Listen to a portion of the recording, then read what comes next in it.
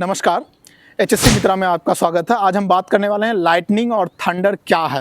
और इससे इसका क्या इफेक्ट होता है और कंस्ट्रक्शन साइट पे या किसी भी लोकेशन पे इसका क्या क्या इम्पैक्ट पड़ता है लोगों के ऊपर, क्या इसका नुकसान है, इसके बारे में हम लोग आज डिटेल में बात करेंगे। सबसे पहला चीज़, थंडर और लाइटनिंग क्या। थंडर एक साउंड जनरेट होता है जब कोई कहीं भी बादल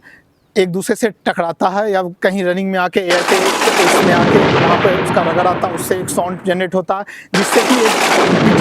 एक कंपन जनरेट होता है, जिससे एक बिजली एक तरंग जनरेट होता है जो कि आपका बहुत ज़्यादा हार्म होने का चांसेस हो जाता है। जहाँ की बहुत ज़्यादा साउंड होता है और थंडर गिरता है, जो बिजली गिरती है टकराने के बाद जो तरंग जनरेट होता है उससे जो बिजली गिरती है वो गिरने के बाद जिस भी चीज़ पे गिरती है तो वहाँ पर का इम्पैक्ट ये होता है कि आग लग जाना या वो चीज़ डैमेज कर देना, चाहे वो पेड़ हो, पौधा हो, आदमी हो या कोई स्ट्रक्चर हो, किसी भी चीज़ पे गिरता है तो उसका इम्पैक्ट बहुत बुरा होता है जो कि उस चीज़ को वो डैमेज कर देता है। उसके बाद दूसरा चीज़ है कि उसके इम्पैक्ट को हम लोग कंट्रोल कैसे करते हैं। सबसे पहला चीज़ है, कभी भी बारिश हो या फिर कहीं भी तेज़ हवा या थंडर का कुछ ऐसा चांसेस हो, पहले से अगर वार्निंग हो तो हम लोगों को ओपन प्लेस में या फिर घर से बाहर ज़्यादातर नहीं निकलना चाहिए। दूसरा चीज़ है कि अगर कहीं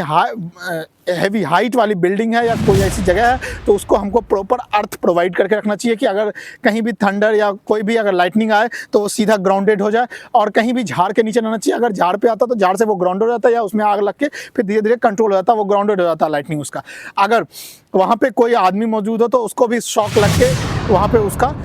हार्म होने का चांसेस होता है, वो आदमी एक्सीडेंट हो जाए या अपंग हो जाए या फिर वहाँ पे वो सीधा इंजर्ड हो जाए या डेथ तक जाता, टिल डेथ तक हो जाता लोगों का। तो उस चीज़ के लिए, इससे बचने के लिए हम लोगों को ओपन प्लेस में कहीं नहीं रहना चाहिए या झाड़ के नीचे या किसी भी ऐसे जगह पे नहीं रहना चाहिए ओपन प्लेस पे। उसके बाद अगला, बहुत सारे केसेस में ऐसा होता है कि हमारे फार्मर्स पे इसका इफेक्ट बहुत ज़्यादा दिखता है कि फार्मर्स क्या ओपन प्लेस में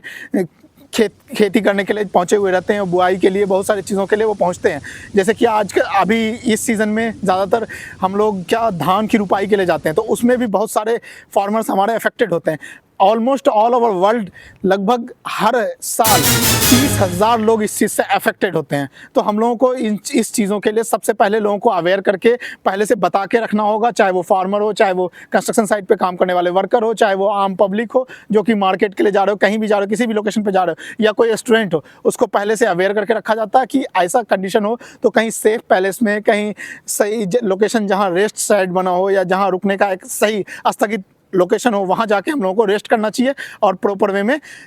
अपने आप को सेफ एंड सिक्योर रखना चाहिए ऐसे मौसम में। चलिए आज के लिए इतना ही, तब तक के लिए धन्यवाद, मिलते हैं नेक्स्ट वीडियो में।